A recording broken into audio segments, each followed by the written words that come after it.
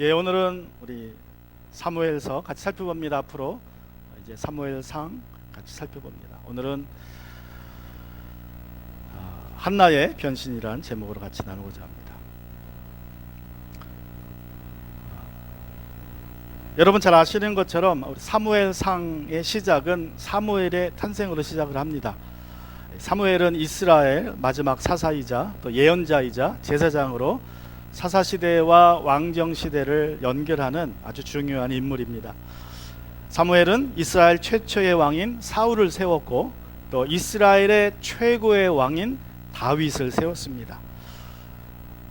역대하 29장 29절 말씀을 보니까 다윗 왕의 역사는 처음부터 끝까지 선견자 사무엘의 기록과 선지자 나단의 기록과 선견자 갓의 기록에 다 올라와 있는데 라고 쓰여져 있습니다. 그래서 이 사무엘 상하의 기록은 사무엘과 나단과 갓 선지자 세 사람의 공동 작품이라는 걸 우리 한번 생각해 볼 수 있습니다. 이 사무엘상의 첫 번째 이야기는 사무엘상의 주인공인 사무엘의 탄생의 이야기입니다. 여러분이 잘 아시는 한나가 사무엘의 어머니입니다. 자, 오늘의 말씀의 제목이 한나의 변신이라고 잡아봤는데 우리가 흔히들 여자의 변신은 무죄라고 하죠. 한나는 어떤 변신을 했습니까? 이 세상에 태어난 한나의 첫 모습은 그 아버지에게 특별히 그 아버지에게는 은혜 그 자체였습니다. 한나의 모습은 은혜의 여인. 여러분, 한나라는 이름을 아버지가 이제 이 갓 태어난 딸을 두 팔에 안고 그 딸을 사랑스럽게 내다보면서 아버지가 지어준 이름이 한나입니다. 한나라는 이름의 어근은 헨이라고 해요. 히브리어로 헨. 그래서 보시면 헨, 그래서 그 헨이라는 그 한나의 어근의 뜻에는 은혜, 그레이스라는 뜻이 있고 charm이라는 매력이라는 뜻이 있습니다. 또 favor해서 호의 이라는 뜻도 있고요. 또 popularity라는 인기, 뭐 은혜롭고 매력적이고 사람이 호의가 있으면 인기가 당연히 있겠죠. 그래서 저런 뜻들이 있습니다. 그런데 저 뜻이 조금 이제 저 어근이 발전해서 그 밑에 보면 또 그 동사로 쓰이면서 to favor, to have, 뭐 implore, 기도하다, 간구하다, 또 동정을 보여주다 이런 뜻도 있습니다. 그래서 그 한나라는 이름에 은혜라는 뜻이 기본이고요. 또 매력이라는 뜻도 있고 호의라는 뜻도 있고 또 동사로는 구하다, 기도하다 그런 뜻도 담겨 있는 것을 우리가 보게 됩니다. 아버지에게 한나는 매력덩이였습니다. 그래서 이름을 한나, 매력, 은혜라고 지어줬습니다. 그러니까 하나님께 은혜받은 딸, 은혜받은 자. 이것이 한나가 시집가기 전까지 모습입니다. 이 매력덩이 아가씨 한나는 이제 나이가 되어서 엘가나라는 남자를 만나 시집을 갑니다. 엘가나라는 이름의 뜻은 이렇습니다. 엘이라는 것은 우리가 잘 아는 것처럼 하나님이란 뜻이죠. 하나님. 가나라는 것은 만들다, 뭐 바나, 뭐 비슷한 같은 어근일 거예요. 그래서 엘가나라는 이름의 뜻은 하나님이 만드셨다, 하나님이 창조하셨다라는 뜻입니다. 또 가나라는 말에는 사다, 구입하다라는 뜻도 있다고 합니다. 이 엘가나는 레위 집안 사람이었습니다. 레위 사람. 그래서 역대하 6장 31절부터 34절에 보면 언약궤를 평안히 안치한 뒤에 다윗이 주님의 집에서 찬양할 사람을 임명하였는데 그들은 솔로몬이 예루살렘에 주님의 집을 지을 때까지 회막 곧 성막 앞에서 찬양하는 일을 맡았다. 그들이 정하여진 순서대로 그들의 직무를 행하였다. 이 직무를 수행하는 사람과 그들의 자손은 다음과 같다. 고핫 족속의 자손 가운데서 헤만은 찬양 대장인데 그는 요엘의 아들이요, 요엘은 사무엘의 아들이요, 사무엘은 엘가나의 아들이요. 그래서 여기 보면 이제 엘가나와 사무엘 이름이 나오죠. 그래서 우리가 사무엘이 엘가나가 레위 족속, 특별히 찬양을 전문으로 하는, 찬양을 부르는 레위 족속이라는 걸 알 수 있어요. 하나님이 찬양 중에 거하시니까 특별히 찬양대를 세웠습니다. 이 엘가나가 찬양을 하는 엘가나인데 한나를 만나서 아마 사랑의 세레나를 불러주었을 거예요. 엘가나는 레위 집안 출신으로서 믿음도 좋았습니다. 단순히 그냥 혈통적으로만 레위 사람이 아니라 그의 믿음도 참 좋았습니다. 그래서 사무엘서 1장 3절에 보시면 엘가나는 매년 한 번씩 자기가 사는 성읍에서 실로로 올라가서 만군의 주님께 경배하며 제사를 드렸다라고 말씀이 되어 있습니다. 자, 엘가나가 매년에 한 번씩 자기가 사는 라마다임, 이 라마다임이라는 곳은 라마하고 같은 지역의 이름입니다. 단지 이제 복수로 쓰여졌어요. 라마다임은 언덕이 두 곳 있는 곳, 이런 뜻이에요. 그래서 그곳에서 실로까지 약 15마일이라고 합니다. 여기서 뭐 저 코코 북쪽 그 정도 거리예요. 그러니까 뭐 걸어서 하룻길입니다. 걸어서 하룻길, 하루 종일 걸어갈 수 있는 길. 차로 가면 30분이지만 이제 걸어가는 길인데, 뭐 우리한테는 먼 거리는 아니지만 그 당시에는 먼 거리였죠. 특별히 가족을 대동하고 아이들까지 대동하고 짐승을 끌고 가려면 가까운 거리는 아니었습니다. 그런데 그 거리를 여기 보면 이제 매년 한 번씩 자기가 사는 성읍에서 실로로 올라가서라고 말씀하고 있습니다. 근데 여기 보면 매년에 한 번씩이지만 사실 한 번이 아닙니다. 이건 네 번째 올라간 겁니다. 개인적으로 한 번 또 올라갔다는 소리예요. 왜냐하면 출애굽기 23장 13절에 보시면 너희는 한 해에 세 차례 나의 절기를 지켜야 한다라고 말씀이 되어 있죠. 세 번. 그러니까 이 유대인들 남자들은 성인이 되면 유교절 또는 같이 이제 있는 유월절과 맥주절과 수장절에는 성막으로 성전으로 올라가서 제사를 드려야 됩니다. 하나님이 세 번만 와라 그랬어요. 뭐 자주는 우리처럼 매주는 못 가니까 그냥 1년에 세 번만 와라. 그런데 엘가나는 한 번 더 올라간 거예요. 네 번 올라간 겁니다. 그때는 가족을 데리고, 전 가족을 데리고 올라가서 이제 하나님께 예배를 드렸습니다. 그래서 이런 엘가나의 믿음은, 엘가나가 비록 레위 족속 사람이지만 레위 집안 사람으로서 뭐 당연히 할 수 있는 행동이라고 할 수 있지만, 사실 그 당시의 시대상을 보면 엘가나의 믿음은 밤하늘의 별과 같은 반짝이는 믿음이었습니다. 여러분, 사사시대의 사람들이 어떻게 살았습니까? 사사시대에, 여러분이 기억하는 사사시대에는 어떤 시대입니까? 누가 살았습니까? 사사시대에 사사가 살았는데, 그 사사시대를 요약하는 글자를 보면 이렇습니다. 그때의 이스라엘에 왕이 없었으므로 사람들이 저마다 자기의 뜻에 맞는 대로 하였다. 자기 소견대로 살았어요. 자기가 하고 싶은 대로 살았다는 뜻이죠. 마음이 내키는 대로, 원하는 대로, 가고 싶으면 가고, 오고 싶으면 오고, 뭐 하고 싶으면 하고, 하기 싫으면 안 하고, 그냥 자기 마음대로 사는 시대가 사사시대입니다. 그런데 엘가나는 달랐습니다. 그는, 여러분, 심지어 이 사사시대는요, 레위인들조차도 자기가 하고 싶은 대로 살았어요. 레위인들은 뭐 맡은 자들입니까? 성막을 맡은 자들이에요. 하나님의 집에서 일하는 사람들이고요. 그러니까 성직자들이에요. 하나님의 말씀이 들어있는 법궤를 맡은 자들입니다. 그런데도 레위인들조차도 하나님의 율법이 아니라 자기들이 그냥 하고 싶은 대로 살았습니다. 여러분, 사사기가 이 사사시대의 활동을 보여주기는 책이기도 하지만 사람들이 자기 소견대로 사는 것을 그린 책이에요. 묘사한 책인데, 이 사사기가 어떻게 끝납니까? 사사기의 끝부분 17장부터 21장까지의 그 내용을 보면 사사기의 끝은 두 레위 사람의 이야기로 끝납니다. 두 레위 사람의 이름으로. 첫 번째 나오는 사람은 유다 땅에 살던 젊은 레위인이에요. 이 사람이 먹고 살 게 없으니까 이제 먹고 살 길을 찾아서 이동을 하다가 에브라임의 미가라는 사람을 만납니다. 이 미가는 부자입니다. 그가 어찌어찌 하다가 이제 자기 집안의 제사장을 세워요.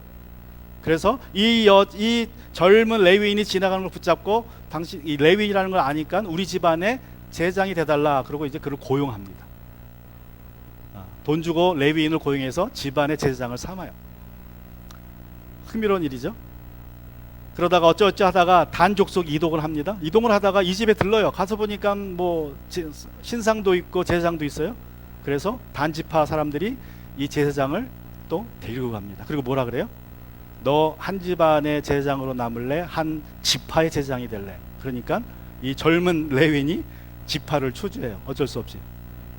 뭐 돈도 돈이고 자기 욕망도 있고 또 칼 가지고 위협하니까 어쩔 수 없이 그렇게 그러니까 하나님의 일을 뭐 가지고 결정합니까?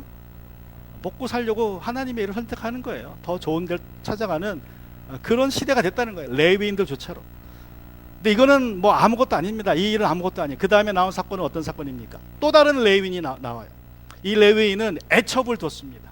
애첩을 좀 부자인가 봐요.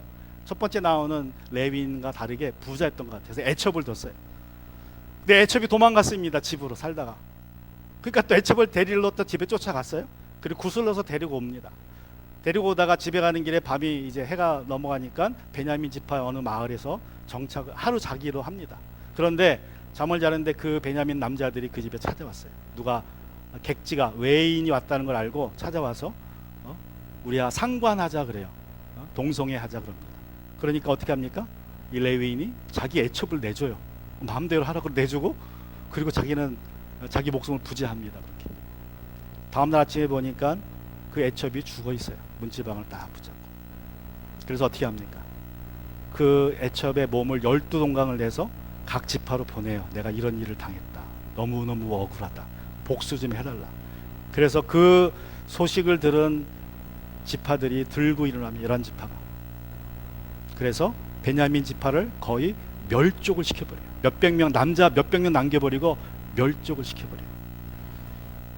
그리고 맨 마지막에 사사기가 이렇게 또 이렇게 끝나요. 그때에는 이스라엘에 왕이 없었으므로 사람들은 저마다 자기의 뜻에 맞는 대로 하였다. 사사기의 이야기는요, 특별히 이스라엘 백성의, 하나님의 백성이 이스라엘 백성의 타락이기도 하지만 율법을 맡은 자들의 타락을 이야기하고 있습니다. 하나님이 율법을 주셨는데 율법대로 안 살고 자기 뜻대로 사는 거예요. 근데 심지어 누구까지?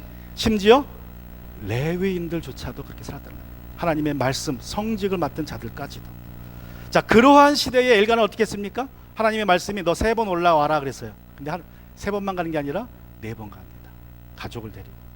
그러니까 아주 이 엘가나는요, 엄청난 믿음의 소유자입니다. 남들은 다 자기 하고 싶은 데 살 때에 그는 철저하게 말씀대로 살았고요, 철저하게 말씀보다 더 합니다. 더 자기의 마음을 하나님께 드립니다. 자, 이렇게 엘가나, 이런 믿음의 사람 엘가나를 남편으로 만났으니 이 은혜의 매력 덩어리 한나가 얼마나 행복했겠습니까? 아주 믿음 좋은 사람을 남편으로 만났어요.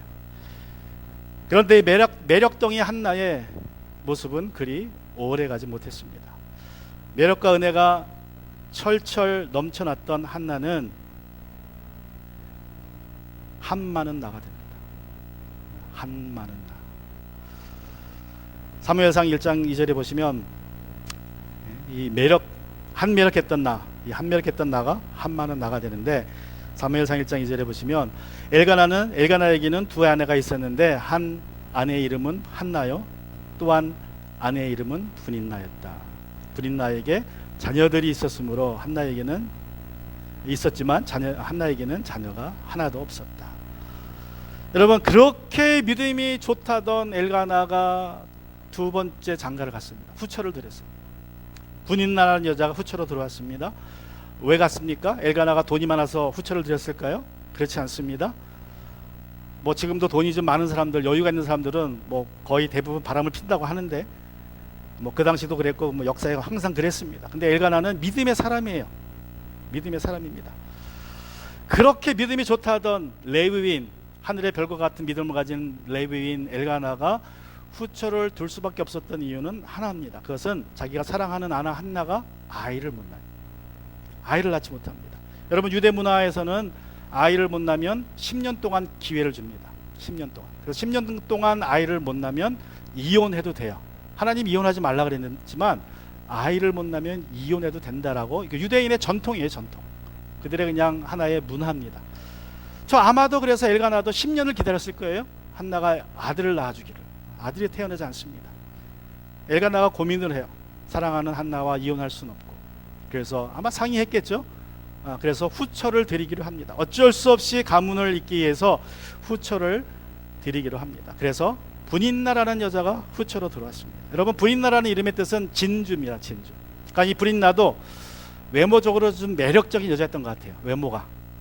이 한나는 내면이 좀 아름다운 여자였던 것 같고, 이 분인나는 외모가 아주 특출난, 그래서 이름을 진주라고 아버지가 지어줬습니다. 근데 또 이 분인나라는 이름에는요, 열매가 많다라는 뜻이 있어요. 그래서 그 이름대로 어떻게 됩니까? 분인나는 시집을 오자마자 애를 퐁통퐁통 낳아요. 그래서 1장 4절에 보시면 모든 아들 딸들에게 라는 말이 나와요. 분인나와 그가 낳은 모든 아들 딸들에게. 영어 성경을 보면 all her sons and daughters. 그래서 아들이 최소한 2명, 딸이 최소한 2명이에요. 최소한 몇 명? 4명입니다. 그러니까 분인나, 한나는 한 명도 못 낳는데 분인나는 최소한 아들이 2이고 딸이 2이에요. 최소. 그러니까 아들을 많이 낳습니다. 여러분, 동서양을 막론하고 여자들은 자식으로 유세를 떱니다. 자식을 못 낳은 본초가 있고 자식을 낳는 후처가 있으면 여러분 그 집안에 전쟁이 시작이 됩니다. 자, 후처인 분인나가 아들과 딸을 낳게 되자 이제 어떻게 했습니까? 6절과 7절에 가시면 그의 적수인 분인나는 한나를 괴롭히고 업신여겼다. 또 반복이 됩니다. 실제로 가면 분인나가 한나의 마음을 늘 그렇게 괴롭혔으므로 이 분인나도 다른 여인과 다름없이 전처인 한나를 괴롭힙니다. 적으로 여기고 괴롭혀요. 우리가 보는 사극의 단골 주제, 드라마의 단골 주제 아닙니까? 자, 그런 일이 이제 엘가나, 믿음의 사람 엘가나의 집안에도 일어났습니다. 그런데 이 분인나가 아이를 하나씩 낳을 때마다 더 괴롭힘이 증가가 돼요.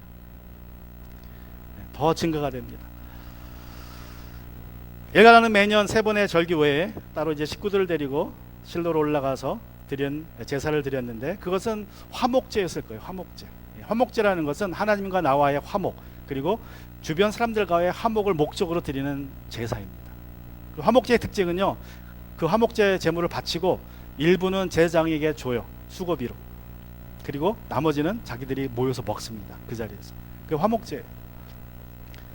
화목제를 매년 올라갔는데 이제 분인나가 들어와서 아들을 낳은 이후로부터는 한나의 심정은 그 실로에 올라가는 것이 아주 괴로워졌어요. 아들이 하나씩 더 생길 때마다 분인나가 한나를 괴롭게 하기 시작합니다. 처음에는 분인나가 시집 왔을 때는 누구의 눈치를 봤을까요? 아기가 없을 때는 자기보다 형님인 한나의 눈치를 봤어요. 근데 아들이 떡 생기자 그때부터는 이제 한나가 분인나의 눈치를 보기 시작합니다. 이제 분인나가 한나를 갈구기 시작해요. 아무도 없을 때 막 갈굽니다. 아들이 또 생겼어요? 사람이 있어도 그때부터는 갈굽니다. 아들이 막 생기고 딸들이 생기니까 그때는 뭐 그냥 아무 때나 수시로 그냥 분인나가 한나를 힘들게 해요. 괴롭게 해요. 갈구요. 그런데 심지어 화목제를 드리러 실로에 올라가서까지는 더합니다. 거기서는 누가 있어요? 생면부지의 사람들이 돌아다니고 제사장들이 있고 화목제를 드리는 축제의 날인데 거기 가서는 이 분인나가 더 기세가 등등해서 한나를 괴롭혔습니다. 그러니까 한나의 마음이 실로에 가면 더 이게 무거워지는 거예요. 그냥 가슴이 답답해집니다. 그 마음이 수동이 같은데 가면 숨을 못 쉬어요. 그 많은 사람들 앞에서, 제사장 앞에서 그 유세를 떠는 분인나의 모습, 그 모습에 어찌할 바를 모릅니다. 사무엘상 1장에는 기록이 없지만 우리는 이제 사라의 이야기를 통해서 분인나가 한나를 어떻게 괴롭혔는지 짐작할 수 있습니다. 사라도 비슷한 경우죠. 아기를 낳지 못했습니다. 그랬더니 사라가 착해가지고 자기 여종을 남편에게 줬어요. 하갈을 줬습니다. 하갈이 임신을 했습니다. 그러니까 어떤 일이 벌어집니까? 후처인 하갈이 자기의 여주인을 깔보한다. 그러니까 분인나도 그랬을 거예요. 종도 주인을 깔보는데 후처가 들어와서 본처를 얼마나 깔봤겠습니까? 사라가 말하기를 그 종이 자기가 임신한 것을 알고서 나를 멸시합니다. 이게 이제 어쩔 수 없는 거예요. 여자들 입장에서. 자, 이러한 일이 한나와 분인나 사이에도 벌어졌습니다. 근데 사라는 어떻게 했어요? 사라는 남편을 잘 구슬러 가지고 요리해 가지고 남편한테 허락을 받죠. 하갈을 쫓아내는 것으로. 그래서 그렇게 이겼습니다. 근데 한나는 좀 착했던 것 같아요. 한나는 그렇게 못했습니다. 그냥 당하기만 했어요. 심지어 실로에 가면 더 당했습니다. 마침내 분인나는 매년 실로에 올라가서 화목제를 드릴 때 한나를 괴롭혔습니다. 업신여겼습니다. 모든 사람들 앞에서 당당하게 자기가 전처인 것처럼, 정실인 것처럼 굴었어요. 그러니 한나가 얼마나 괴로웠겠습니까? 그 마음에 한이 맺혔겠습니까? 한마는 한나를 위로해 줄 사람은 오직 남편 엘가나밖에 없었습니다. 그런데 엘가나는 어떻게 했습니까? 우리 8절에 보시면 그럴 때마다 남편 엘가나가 한나를 위로하였다. 자, 밖에서는 분인나가 한나를 갈고요. 예배 드리면서 막 갈고요.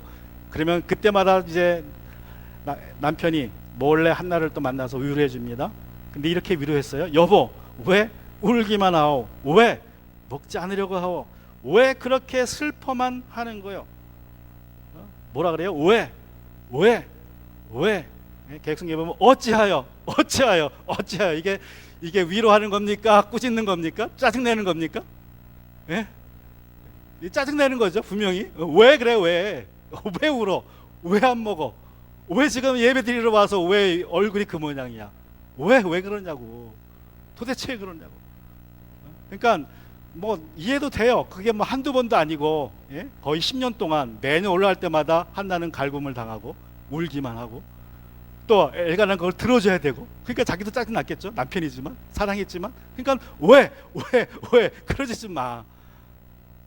위로한다는 게 뭐 하는 거예요? 그냥 꾸짖는 거예요, 한나의 입장에서. 그러니까 얼마나 또 마음이 더 속상하겠어요. 자기는 위로받고 싶어서 남편 앞에서 울고 있는데, 하소연하는데 그 남편이 왜 그러냐 뻔히 알면서. 그래서 또 뭐라 그럽니까? 당신이 열화를 두었다고 해도 내가 당신에게 하는 만큼 하겠소. 내가 열아들보다 낫지 않냐, 그렇게 얘기하는 거예요. 보통 이럴 때 어떻게 해야 돼요? 사실상 당신이 열아들보다 낫다고 얘기해 정상입니다. 그죠? 예? 한나, 당신이 나에게는 열아들보다 낫다 그래야 되는데 이 남자는 이상한 남자예요. 내가 열아들보다 낫다. 아주 자기중심적이죠. 그러니까 한나가 이 말 듣고 얼마나 열받겠어요. 예? 위로해도 위로가 안 될 판인데, 그러니까 이 남편이 위로한답시고 오히려 더 속을 긁어놓습니다. 그러니까 더 한이 쌓여요. 남편한테도 위로받지 못합니다. 그런데 더욱 한나를 힘들게 했고 그에게 한이 쌓이게 했던 것은, 더 한많은 나로 만들게 했던 분은 바로 하나님이에요. 하나님. 왜 그래요? 뭐라고 나옵니까? 5절과 6절을 보시면, 그러나 한나에게 두 몫을 주었다. 비록 주님께서 한나의 태를 닫아 놓으셨지만. 자, 두 번이나 얘기가 나와요. 누가 한나의 태를 닫았습니까? 하나님이 한나로 애를 못 낳게 하신 거예요. 한나가 불임이 아닙니다. 하나님이 못 나게 하신 거예요. 그러니까 한나 입장에서는 하나님이 원망스러운 거예요. 왜 내 태를 닫아가지고 날 이렇게 괴롭게 하시는가? 나에게 왜 이렇게 한많은 나로 나를 만드셨는가?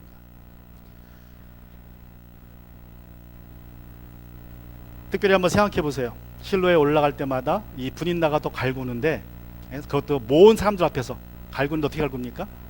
뭐라 갈구었을까요? 야, 너는 당신은 하나님께 저주받았어. 하나님이 당신 태를 막아버린 거야. 그러니까 애를 못 낳지. 여러분, 그 말을 들으면 얼마나 한나의 마음이 떨었겠어요. 감당 못할 말. 내 잘못도 아니고 너는 멀쩡한데 하나님께 저주받은 거야. 그러니까 애도 못 낳지. 실로에 올라갈 때마다 그 말을 듣습니다. 결혼 전에는 매력덩이였던 한나가 이제 결혼하고 시간이 지나면서 한많은 나로 변했습니다. 여러분에게는 어떤 한이 있습니까? 우리는 한민족이에요. 그래서 한이 많은 민족이에요. 여러분, 한이라는 단어가 심지어 심리학, 영어, 의학 용어 사전에도 등록돼 있다 그래요. 그건 영어로도 표현이 안 나가지고 그냥 한이라고 적어놨다 그래요. 한 심리학적으로 한국 사람들에게 있는 어떤 감정인데 그렇게 막 설명해놨다 그래요. 우리는 한이 많은 민족이에요. 그래서 한민족. 특별히 먹고 사는 문제로 한이 많습니다. 그래서 제가 어릴 때만 해도 인사말이 식사는 하셨습니까? 인사였어요. 그죠? 아침은 드셨습니까? 점심은 드셨습니까? 그냥 인사가 식사는 하셨습니까? 뭐 드셨습니까? 그게 한이 맺혀가지고 그냥 그런 인사를 했었어요. 지금 이제 먹고 살만해서 더 이상 그런 얘기는 안 합니다. 식사하셨습니까? 안 하고 이제는 안녕하셨습니까? 라고 인사를 한다 그래요. 자, 우리 한민족이 한이 많은데 지금은 먹고 살 문제로 한이는 이제 없는데요. 무슨 문제로 또 한이 많습니까? 사람 문제로 한이 많아요. 먹고 사는 문제로는 별로 한이 없는데 사람 만나는 게 너무너무 힘들어요.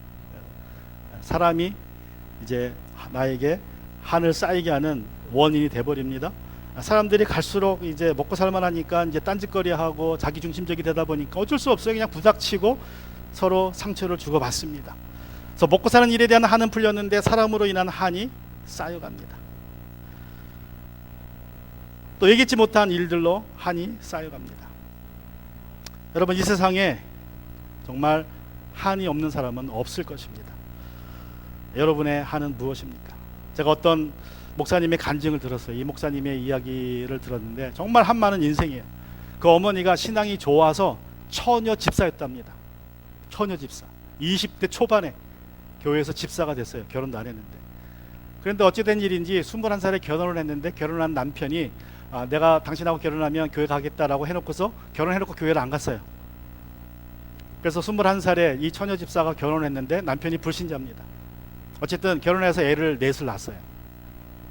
그리고 5째를 임신했습니다. 근데 남편이 자전거를 타고 가다가 넘어졌는데 뇌진탕으로 죽었어요. 막내 아들이 태어나기 15일 전에 죽었어요.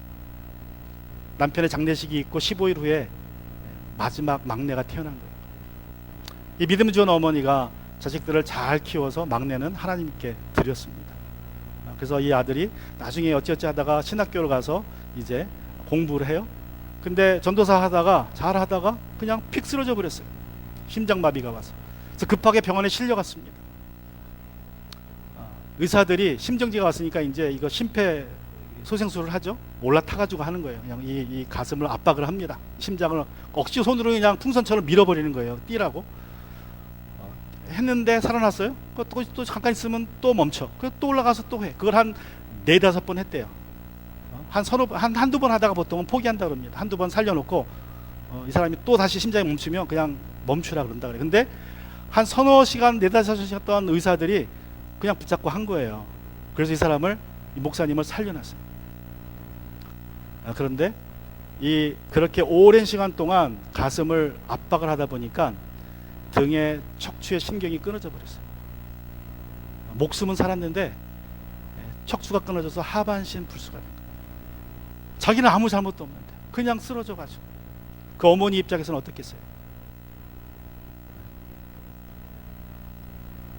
그래서 이 믿음 좋은 어머니가 그 소식을 듣고, 자기 아들이 그렇게 했다는 소식을 듣고 그 병원 바닥에서 누워가지고 그냥 막 돌아다녔대요. 등으로 막 애기처럼. 어찌할 뻔 모르는 거죠. 50대 그 젊은, 그 당시에는 뭐 젊진 않지만 50대의 그 엄마가, 막내 아들이 그러니까 얼마나 한 많은 인생을 살았겠습니까? 그래서 우리가 사연을 들어보면 정말 한이 없는 사람이 없어요. 다 나름대로 한이 있습니다. 여러분의 한은 무엇입니까? 무엇이 여러분을 힘들게 합니까? 여러분, 우리의 인생이 한나처럼 한 많은 나로 될 때에 우리는 어떻게 해야 됩니까? 예?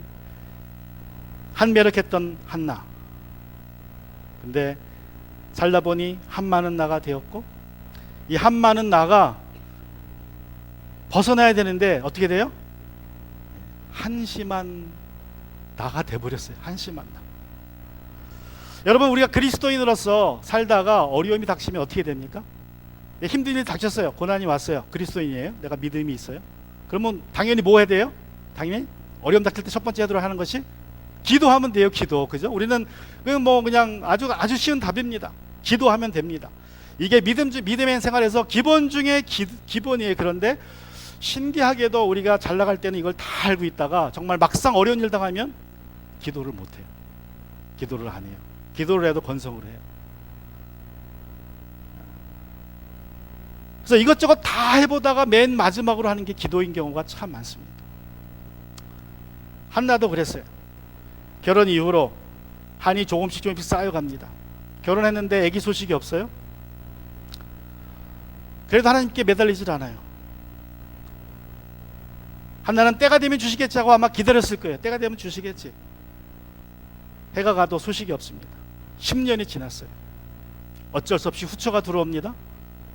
그러면 그때 또 기도했어야 되는데 그 전에 분인나가 들어왔는데, 분인나가 애를 낳습니다. 결혼하자마자 애를 가졌고 아들을 낳습니다. 딸을 낳습니다. 분인나가 한나를 괴롭히기 시작합니다. 그래도 한나는 꾹 참아요. 그냥 참기만 해요. 착해가지고 기도하지 않습니다. 실로에 올라갔을 때 사람들 앞에서 공개적으로 분인나가 한나를 망신 줍니다. 얼마나 못났으면 하나님이 당신의 태를 닫았겠느냐. 한나의 억장이 무너집니다. 그때 한나가 어떻게 했습니까? 그때라도 기도했으면 돼요. 근데 한나가 어떻게 해요? 다시 6절과 7절에 가시면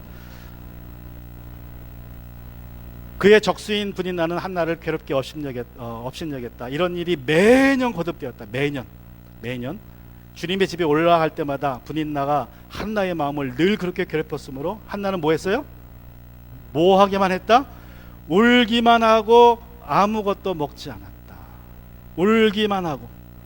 한나가 그렇게 분인나에게 괴롭힘을 당하고요, 그 분인나 때문에 이제 한이 쌓여 올라가는데도 그냥 울기만 해요. 누구 앞에서? 남편 앞에서. 그 남편에게 하소연만 합니다. 아무것도 안 먹어요. 금식합니다. 그 주님의 집에 올라가서 화목제를 드리고 남들은 즐겁게 먹고 마시는데 1년에 몇 번 먹지 못하는 고기를 맛있게 먹으면서 분인나는 파티하고 있는데 한나는 금식하고 있어요. 어차피 먹어봐야 뭐 안 되니까, 소화가 안 되니까. 그때는 잔탁도 없었어요. 그러니까 얼마나 괴롭겠어요. 고기 먹었는데 소화도 안 돼요. 그러니까 금식을 해요.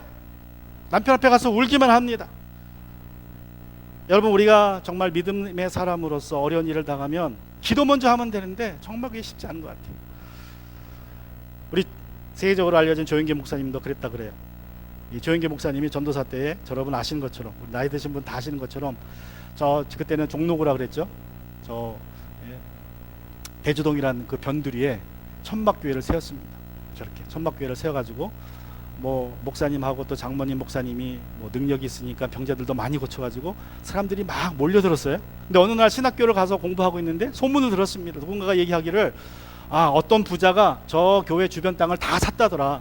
그래서 이제 아무도 저 교회 못 들어가게 주변 땅을 싹 샀다는 거예요. 그래서 목사님이 아이고 우리 교회 이제 어떡하나, 이거 땅이 길이 막혀버리면 사람들도 못 오는데, 그런 소문을 들은 거예요. 그래가지고 목사님이 놀래가지고 집에 막 달려왔습니다. 그래서 자기 장모님 전도사님을 하소연을 하는 거예요. 전도사님, 누가 부자가 우리 교회 주변 땅을 다 샀다는데 교회 입구도 다 샀답니다. 이거 어떡하죠? 그때 딱 머리에 떠오른 게 있어요. 토요일 날 본 신문이 떠올랐어요. 복권이 추첨자가 신문에 나왔는데 그 생각이 딱 떠올라서 얘기했다 그래요. 우리 한번 복권 한번 사볼까요?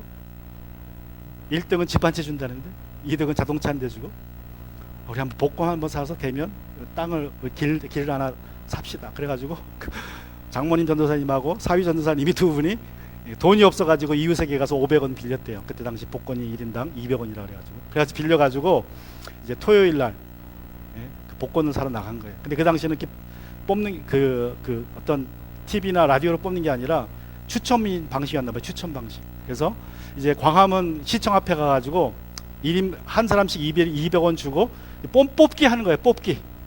그래서 이제 그 여름에 사람들이 막 줄을 서가지고 땀을 뻘뻘 흘며 기다리는데 목사님하고 이 두 전도사님들이 서가지고 이제 자기 차례를 기다렸습니다. 떨리는 손으로 집어넣고 탁 뺐는데 꽝이에요. 장모님 전도사님 손 놓고 집어넣는데 꽝이에요. 그래가지고 두 분이 다 꽝이 돼가지고 이제 아주 실망스럽게 전철을 타고 이제 집으로 돌아갔다 그럽니다. 너무 실망스러워서 이 전도사님, 장모 전도사님은 뒤에 앉고 이 조영기 전도사님은 저 앞에 가서 따로 있었대요. 너무 자기 면목도 없고 그래가지고. 그래서 속상해서 기도를 했대요. 하나님 이거 어떡하죠? 근데 그때 하나님 주신 말씀이 내가 장충 체험관보다 큰 교회를 주겠다, 그런 말씀을 하셨대요. 여러분, 조영기 목사님 같은 분들도 그 어려운 일을 당하니까 기도 먼저 해야 되는데 기도 안 하고 뭐 합니까? 복권 사는 거예요. 그냥 한시만 나가 되는 거예요. 어떻게 보면 그게 우리들의 모습이 아닐까 합니다. 한이 많은 한나가 그랬습니다. 세월이 갈수록 한이 쌓여가는데 주님 앞에 매년 주님의 집에 올라가면 뭐 하면 돼요? 거기서 기도하면 돼요. 기도 안 해요. 울기만 합니다. 남편에게 하소연만 합니다. 금식합니다. 자, 매력덩이에서 한마는 나로, 한마는 나에서 한심한 나로, 이것이 한나의 변신의 끝입니까? 다행히도 그렇지는 않습니다. 한나는 한마는 나에서 인생을 끝내지 않았습니다. 우리 10절, 9절, 10절에 보시면 한 번은 엘가나가 일행이 실로에 있은 주님의 집에서 음식을 먹고 마신 뒤에 한나가 일어나서 자리를 떴다. 그때 제사장 엘리는 주님의 성전 무설주의 곁에 있는 의자에 앉아 있었다. 한나는 괴로운 마음으로 주님께 나아가 흐느껴 울면서 기도하였다. 한나가 마침내 결단을 했습니다. 한나가 이제 내가 더 이상 이대로 살 수 없다. 내가 더 이상 한많은 나로 한심한 나로 살 수 없다는 결단을 내리고 그 결단을 세 가지로 보여줍니다. 그러면서 어떤 결단을 합니까? 어떤 결단을 해요? 예? 한심한 나에서 한다면 하는 나로 결단을 합니다. 한다면 한다. 그 결단을 한다면 한다라는 결단을 세 가지 행동으로 보여줘요. 첫 번째는 금식을 중단하고 금식을 시작합니다. 금식을 중단해요. 다시 우리 구절을 보면 엘가나 일행이 실로에 있는 주님의 집에서 음식을 먹고 마신 뒤에 한나가 일어나서 자리를 떴다. 자, 흥미롭게는 누가 지금 먹었습니까? 엘가나 일행이 먹었죠? 그죠? 그런데 엘가나 일행이 먹고 마시고 있는 그 사이에 한나가 이제 나오는데 그 사이에 뭐가 있어요? 점이 딱 찍혔죠? 저건 무슨 말이에요? 엘가나 일행이 한 행동과 한나의 행동이 구별되어 있다는 거예요. 지금. 그러니까 엘가나 일행이 한나가도 들어있지만 한나는 뭐 하지 않았다? 한나는 같이 먹고 마시진 않았어요. 근데 그 자리에 있어줬습니다. 금식을 한 거예요. 전에는 금식을 했어요. 전에는 저기도 안 있었겠죠?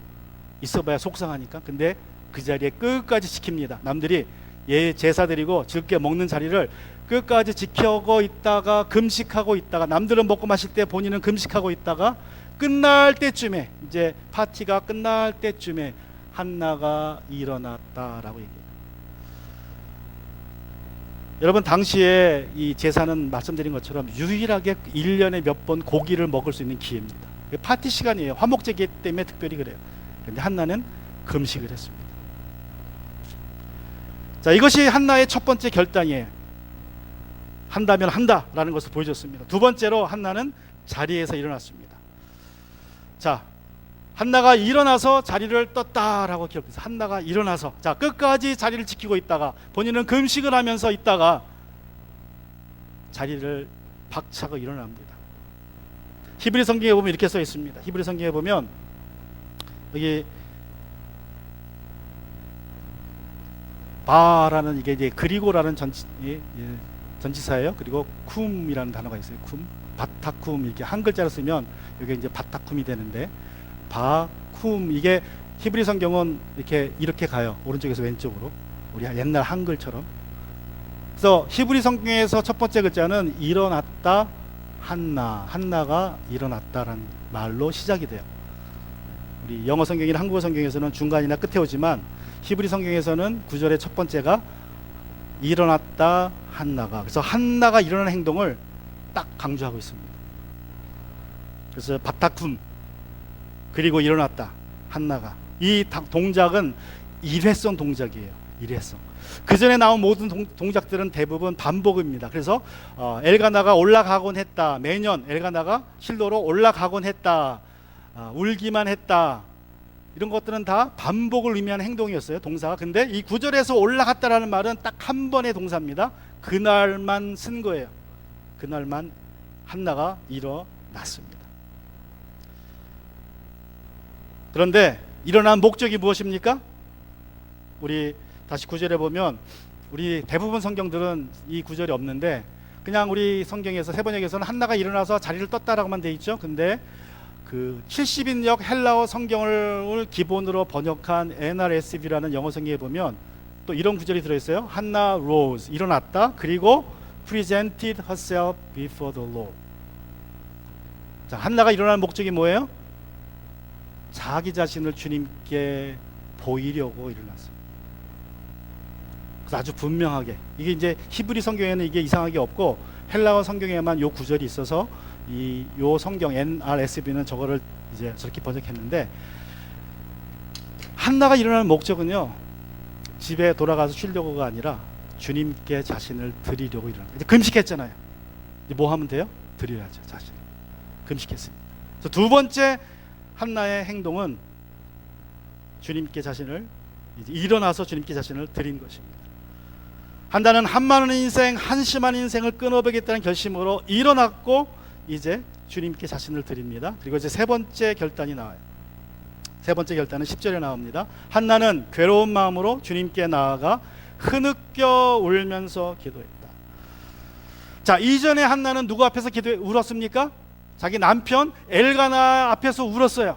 거기서 하소연을 했는데 이제 남편 앞이 아니라 주님 앞에 나가서 웁니다. 하소연합니다. 네, 기도로 하소연을 합니다. 기도로. 여러분, 사람 앞에서 울고 위로받는 것도 도움이 됩니다. 그것도 필요합니다. 그런데 여러분 생각해 보세요. 만날 때마다 울어보세요. 네? 만날 때마다 울어보세요.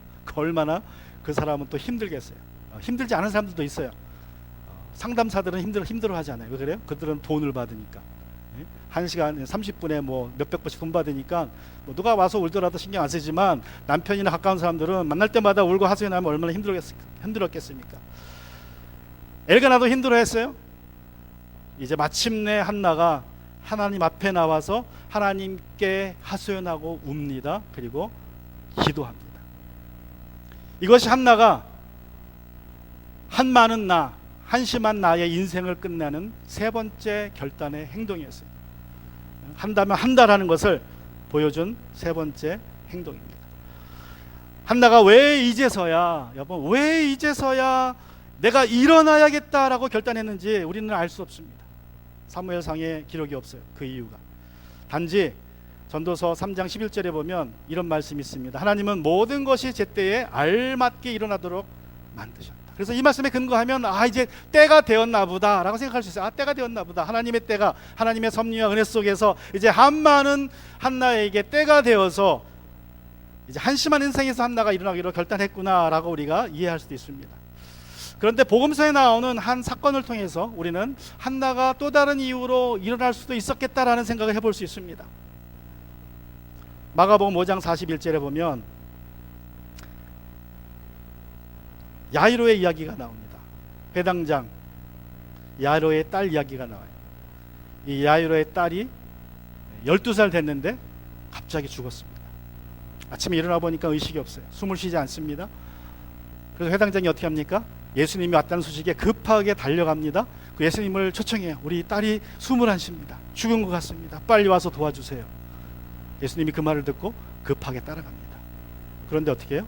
어떤 여자가 슬그머니 뒤에서 와가지고 예수님의 옷을 살짝 만졌어요. 그때 예수님이 막 길을 가다가 갑자기 멈추시고 막 돌아보시면서 누가 내 옷을 만졌느냐 막 따지고 있어요. 지금 빨리 가서 그 아이를 살려야 되는데 그 예수님이 가다가 길을 멈추고 제자들에게 야 누가 내 옷 만졌냐, 누가 내 옷 만졌냐 찾아봐라. 그러니까 한 여자가 나타나서 내가 만졌습니다. 그리고 시간이 지체가 돼요. 지금 1시가 급한데 그 와중에 야이로의 집에서 한 남자가 달려옵니다. 회당장이요, 따님이 죽었습니다.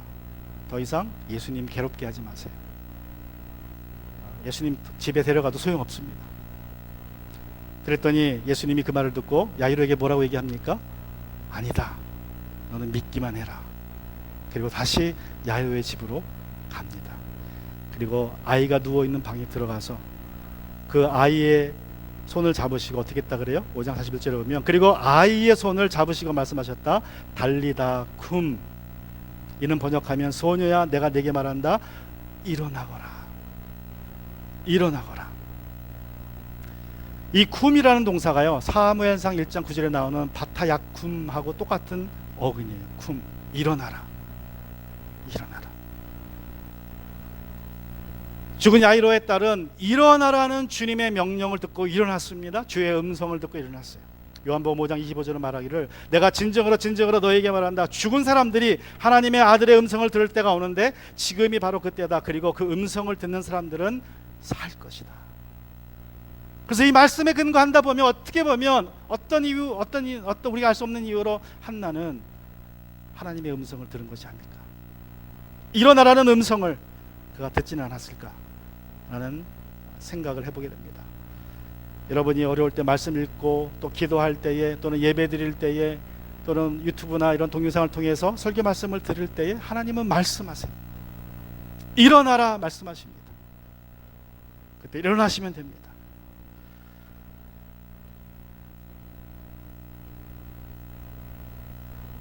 한많은 나에서 한심한 나로 변신했던 한나가 이제 한다면 한다는 나로 변신을 했습니다. 여러분, 변신의 시작은 나의 결단일 수도 있어요. 내가 결단을 내리고, 또는 주님의 음성일 수 있습니다. 일어나라는 음성을 듣고 일어날 수도 있습니다. 중요한 거는 나의 결단이든 주님의 음성이든 내가 뭐 해야 돼요? 내가 행해야 됩니다. 일어나야 됩니다.